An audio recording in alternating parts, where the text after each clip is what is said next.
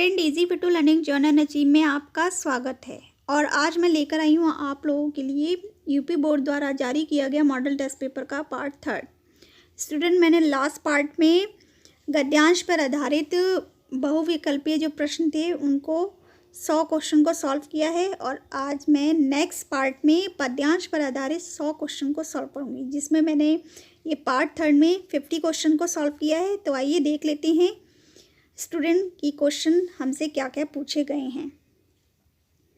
पहला क्वेश्चन है स्टूडेंट, अहम ब्रह्मास्मि कहानी के लेखक हैं। तो इसका सही ऑप्शन है ख, भीष्म साहनी जो हैं अहम ब्रह्मास्मि कहानी के लेखक हैं। क्वेश्चन नंबर 2, गोदान किस विधा की रचना है।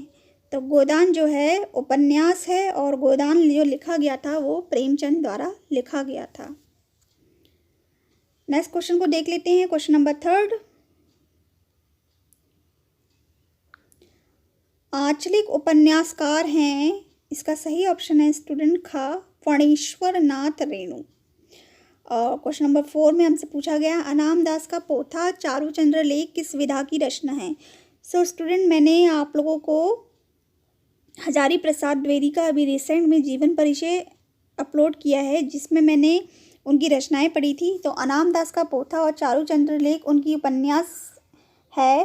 तो ये जो विधा है वो सही ऑप्शन इसका का है, उपन्यास, यानी कि हजारी प्रसाद द्वारा रचित ये उपन्यास है अनाम दास का पोथा और चारुचंद्र लेख।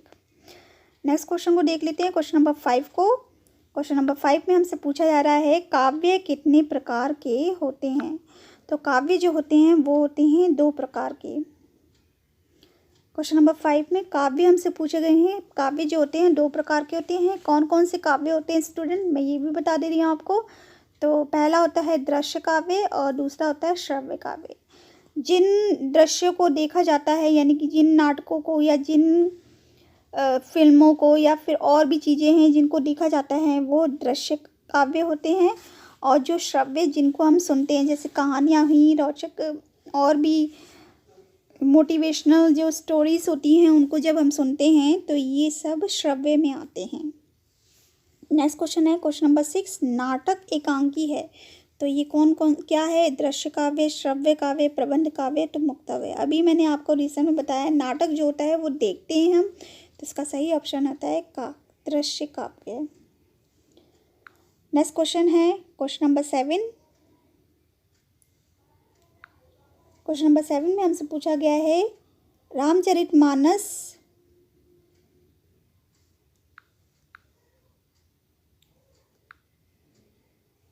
रामचरितमानस कामायनी, जयद्रथ वध, हल्दीघाटी है। तो ये क्या है, इसका सही ऑप्शन है गा, ये खंड काव्य हैं स्टूडेंट। क्वेश्चन नंबर 8, प्रबंध काव्य कितने प्रकार के होते हैं। तो प्रबंध काव्य जो होते हैं वो 2 प्रकार के होते हैं स्टूडेंट। कौन कौन से होते हैं, खंड काव्य और महाकाव्य। प्रबंध काव्य 2 प्रकार के होते हैं, खंड काव्य, महाकाव्य। नेक्स्ट क्वेश्चन को देख लेते हैं, क्वेश्चन नंबर 9। क्वेश्चन नंबर 9 में हमसे पूछा गया है कि चंद्रवरदाई कृत हिंदी का प्राचीनतम महाकाव्य है। तो जो चंद्रवरदाई जो थे वो पृथ्वीराज के मित्र थे, तो उन्होंने पृथ्वीराज की जीवन पर ही पृथ्वीराज रासो ग्रंथ लिखा था। तो इसका सही ऑप्शन का है स्टूडेंट। क्वेश्चन नंबर 10, पद्मावत महाकाव्य है। तो पद्मावत जो है महाकाव्य जायसी द्वारा लिखा गया था। नेक्स्ट क्वेश्चन है क्वेश्चन नंबर 11, भिक्षु दीन वह तोड़ती पत्थर किसकी रचना है। तो यही सही ऑप्शन है इसका का, सूर्यकांत त्रिपाठी द्वारा ये रचना है, भिक्षु दीन वह तोड़ती पत्थर। नेक्स्ट क्वेश्चन को देख लेते हैं, क्वेश्चन नंबर 12। क्वेश्चन नंबर 12 में हमसे पूछा जा रहा है कि तार सप्तक की रचनाएं किस श्रेणी में आती हैं। तो जो तार सप्तक की जो रचनाएं होती हैं वो आती हैं, घ ऑप्शन इसका सही है, महाकाव्य की श्रेणी में आती है। फिर है क्वेश्चन नंबर 13, आदिकाल को किस नाम से अभिहित किया गया है। तो आदिकाल को हम का ऑप्शन इसका सही है, वीर गाथा काल भी कहते हैं। और वीर गाथा में वीरता से यानी कि युद्धों का सजीव वर्णन देखने को मिलता है। युद्ध ज़्यादा हुए हैं, जैसे पृथ्वीराज काल का महाराणा प्रताप, ये सब वीर गाथा काल यानी कि आदि काल में ही जन्मे थे, तो आदि काल को ही वीर गाथा काल कहा जाता है। क्वेश्चन नंबर 14 में हमसे पूछा गया है आदिकाल की समय सीमा है। तो स्टूडेंट इसमें जो चारों ऑप्शन है स्टूडेंट वो गलत दे रखे हैं। फिर भी मैं आपको जो ऑप्शन बता रही हूँ, अगर उसके नज़दीक का कोई ऑप्शन है तो आप उसमें भी टिक लगा सकते हैं। तो जैसे कि इसका जो सही ऑप्शन है 769 से 1343 ईस्वी का जो समय है वो आदिकाल की समय सीमा है। तो 769 के आसपास का जो इसमें चारों ऑप्शन में जो है वो घ ऑप्शन इसका सही है, 765 ईस्वी से 1343 ईस्वी, जबकि बुक में 769 से 1343 ईस्वी आदिकाल की समय सीमा दे रखी है। फिर है क्वेश्चन नंबर 15, अधिकांश विद्वान हिंदी का प्रथम कवि किसे मानते हैं। तो अधिकांश विद्वान जो है हिंदी का प्रथम कवि सरहप्पा को मानते हैं। और ये जो है स्टूडेंट ये इम्पॉर्टेंट क्वेश्चन है, सरहप्पा से रिलेटेड एक क्वेश्चन जरूर आता है, प्रीवियस ईयर्स के पेपर में आया भी है। उसके बाद है क्वेश्चन नंबर 16, पृथ्वीराज रासों में किस रस की प्रधानता है। तो पृथ्वीराज जो है उसमें युद्ध ज़्यादा हुए हैं और प्रेम की बातें बहुत ज़्यादा हुई हैं, तो उसमें जो है युद्ध से जो रिलेटेड जो रस होता है वो होता है वीर रस। तो इसमें जब चारों ऑप्शन आप देखेंगे तो वीर रस जहाँ नज़र आया आपको आप उस पर टिक कर देना। तो खा ऑप्शन इसका सही है, श्रृंगार रस और वीर रस जो है इसका सही ऑप्शन है। फिर है क्वेश्चन नंबर 17, श्रावकाचार रचना है। तो इसका सही ऑप्शन है खा, देवसेन की ये रचना है श्रावकाचार। उसके बाद है क्वेश्चन नंबर 18, वीर गाथा काल काव्य की विशेषता। तो वीर गाथा काल जो है वीरता से संबंधित विशेषता ही होनी चाहिए। तो इसमें जो चारों विशेषताओं में जब पढ़ते हैं तो इसमें गा ऑप्शन इसका सही है, युद्धों का सजीव चित्रण देखने को मिलता है वीर गाथा काल में। तो वीर गाथा काल काव्य की जो विशेषता है वो युद्धों का सजीव चित्रण। नेक्स्ट क्वेश्चन को देख लेते हैं, क्वेश्चन नंबर 19। क्वेश्चन नंबर 19 में हमसे पूछा गया है नरपति नाल्हे ने लिखा है। तो नरपति द्वारा जो लिखी गई रचना है वो है खा ऑप्शन इसका सही है, वीसल देव रासो जो है नरपति द्वारा लिखी गई रचना है। क्वेश्चन नंबर 20, हिंदी के प्रथम कवि सरहप्पा किस वर्ग के कवि हैं। तो इसका सही ऑप्शन है खा, सिद्ध साहित्य वर्ग के जो है सरहप्पा कवि है। फिर है क्वेश्चन नंबर 21,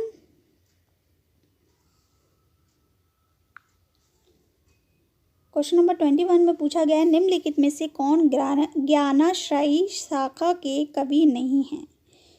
तो इसका सही ऑप्शन है स्टूडेंट गा, केशव जो है ज्ञानाश्रयी शाखा के कवि नहीं हैं। उसके बाद है क्वेश्चन नंबर 22, निम्नलिखित में से कौन सा ग्रंथ रासो परंपरा का श्रेष्ठ महाकाव्य है। तो पृथ्वीराज रासो जो है श्रेष्ठ महाकाव्य है। उसके बाद है वीर गाथा काल के कवि हैं। तो मैंने आपको अभी बता दिया था जस्ट, वीर गाथा काल में एक ही कवि हुए थे वो है चंद्रवरदाई। जैसे बीसल देव रासो जो नरपति नाल्हे द्वारा लिखी गई है ये भी वीर गाथा काल के कवि हैं, लेकिन भूषण, केशव और सूरदास जो हैं वो भक्ति काल से रिलेटेड कवि हैं। तो इसका सही ऑप्शन होता है चंद्रवरदाई। क्वेश्चन नंबर 24, निम्नलिखित में से कौन आदिकाल के कवि नहीं हैं। तो आदिकाल के जो कवि नहीं हैं वो इसका सही ऑप्शन है खा, सुमित्रा नंदन पंत जो है वो आदिकाल के कवि नहीं हैं। तो स्टूडेंट ये देखो, अब मैंने आपको अभी कुछ कवियों के नाम बताए थे कि वीर गाथा काल के कवि कौन है और वीर गाथा काल को ही आदिकाल कहा जाता है। तो यहाँ पर जब आदिकाल के कवि के बारे में पूछा है तो और कवि हमें मिल गए हैं, ये है शारगंधर, जगनिक, चंद्रवरदाई। तो ये आदिकाल के और कवि हैं। उसके बाद क्वेश्चन नंबर 25 को देख लेते हैं। क्वेश्चन नंबर 25 में हमसे क्या पूछा गया है, निम्नलिखित में से कौन सी रचना भक्ति काल में लिखी गई है। तो भक्ति काल में जो लिखी गई थी खा ऑप्शन इसका सही है सूरसागर, क्योंकि सूरदास ने इसमें कृष्ण से रिलेटेड सारी बातों का वर्णन किया है। तो भक्ति काल ही में लिखी गई जो रचना है वो सूरसागर है। उसके बाद है क्वेश्चन नंबर 26। क्वेश्चन नंबर 26 में हमसे पूछा गया है कि काव्य साहित्य में कौन सा काल स्वर्ण काल कहलाता है। तो सही ऑप्शन इसका है खा, भक्ति काल जो है स्वर्ण काल कहलाया जाता है। क्वेश्चन नंबर 27 में हमसे पूछा गया है भक्ति काल की रचनाओं में से कौन सबसे अधिक लोकप्रिय है।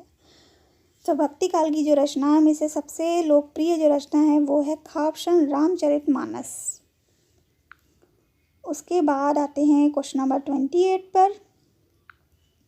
क्वेश्चन नंबर 28 में हमसे पूछा गया है कि निम्नलिखित में से भक्ति काल का महाकाव्य है। तो भक्ति काल का जो महाकाव्य है वो है रामचरितमानस।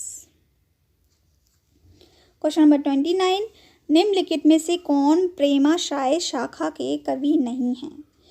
तो प्रेमाश्रय शाखा के कवि सूरदास नहीं हैं, क्योंकि ये भक्ति काल से रिलेटेड कवि थे। उसके बाद आते हैं क्वेश्चन नंबर 30 पर, निम्नलिखित में से राम भक्ति शाखा के कौन नहीं हैं। तो खा ऑप्शन इसका सही है, चतुर्भुज दास जो है राम भक्ति शाखा के नहीं हैं।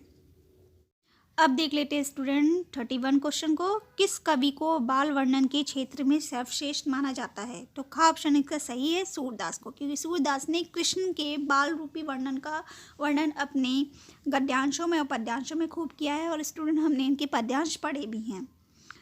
तो चलिए देख लेते हैं नेक्स्ट क्वेश्चन को। क्वेश्चन नंबर 32, सूफी काव्य धारा के कवि हैं। तो खा ऑप्शन इसका सही है, जायसी जो थे सूफी काव्य धारा के कवि हैं। बाकी नानक, रैदास और कबीरदास जो है वो सूफी काव्य धारा के कवि नहीं हैं। नेक्स्ट क्वेश्चन है क्वेश्चन नंबर 33। क्वेश्चन नंबर 33 में हमसे पूछा गया है कि वल्लभाचार्य के शिष्य हैं। तो सही ऑप्शन है स्टूडेंट खा, वल्लभाचार्य की जो शिष्य थे वो कृष्णदास थे। क्वेश्चन नंबर 34, कृष्ण भक्ति काव्य धारा के अंतर्गत आते हैं। तो खा ऑप्शन इसका सही है, अष्टछाप के कवि जो है कृष्ण भक्ति काव्य धारा के अंतर्गत आते हैं। इसके बाद है क्वेश्चन नंबर 35। क्वेश्चन नंबर 35 में हमसे पूछा गया है सगुण भक्ति शाखा के कवि नहीं है। तो सगुण भक्ति शाखा के जो कवि नहीं है वो है सूर्यकांत त्रिपाठी निराला जी। बाकी जो है सगुण भक्ति से रिलेटेड है सूरदास, तुलसीदास, मीराबाई। सूर्यकांत जो निराला जी हैं वो सगुण भक्ति शाखा के कवि नहीं हैं।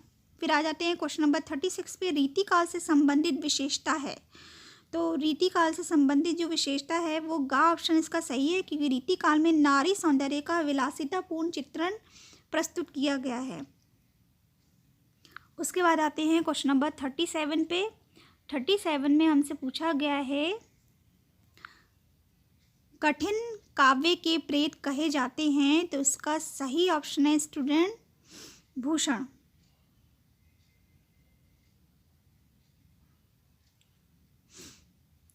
कठिन काव्य के जो प्रेत कहे जाते हैं वो भूषण हैं। फिर उसके बाद आते हैं क्वेश्चन नंबर 38 पर, रीति मुक्त कवि हैं। इसका सही ऑप्शन है का घनानंद। इसके बाद आते हैं हम क्वेश्चन नंबर 39 पर कि निम्नलिखित में से कौन सी कृति रीति काल में लिखी गई है। रीति काल जो था वीरगाथा काल था। तो जो दो ऑप्शन हमें नज़र आ रहे हैं स्टूडेंट वो विनय पत्रिका और कवितावली, तो ये कि भक्ति काल में लिखी गई हैं।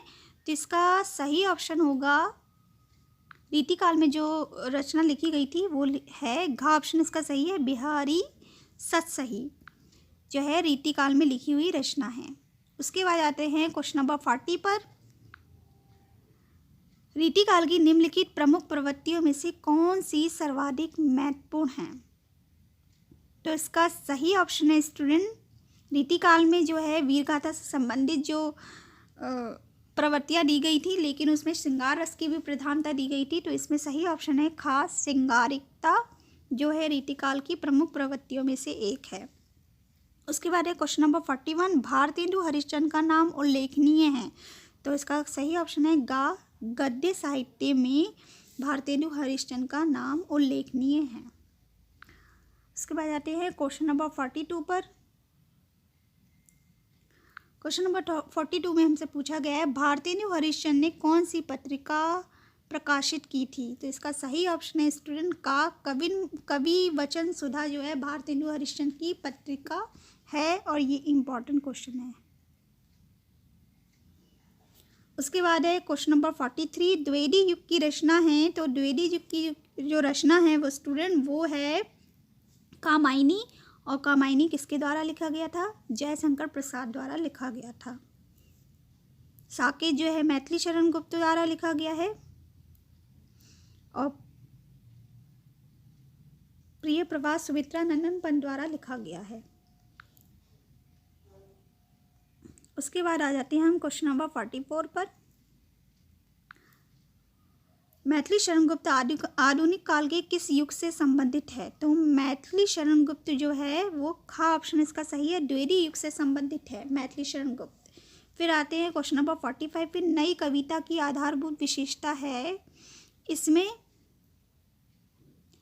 वह किसी भी दर्शन के साथ बंधी हुई नहीं है, यानी कि नई कविता की जो विशेषता है वह किसी भी दर्शन के साथ बंधी हुई नहीं है। इसके बाद आ जाते हैं क्वेश्चन नंबर 46 पर कि छायावादी कवि कौन है? तो देख लेते हैं इसके ऑप्शन को स्टूडेंट। छायावादी जो कवि थे इसका सही ऑप्शन है जयशंकर प्रसाद, छायावादी कवि थे। उसके बाद आ जाते हैं हम क्वेश्चन नंबर 47 पर, निम्नलिखित में से कौन सी रचना युग में लिखी गई है, यानी कि छायावाद युग में लिखी गई है कौन सी रचना? तो छायावाद युग में जो लिखी गई है वो रचना लिखी गई है आंसू, और छायावादी कवि भी जयशंकर प्रसाद थे, और आंसू जो है जयशंकर प्रसाद द्वारा ही लिखित रचना है।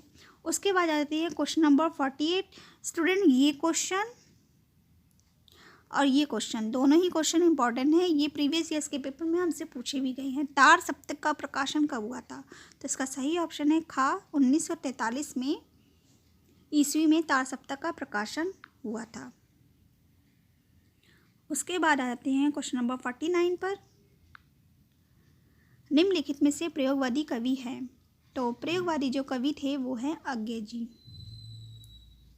और क्वेश्चन नंबर 50, प्रगतिशील लेखक की स्थापना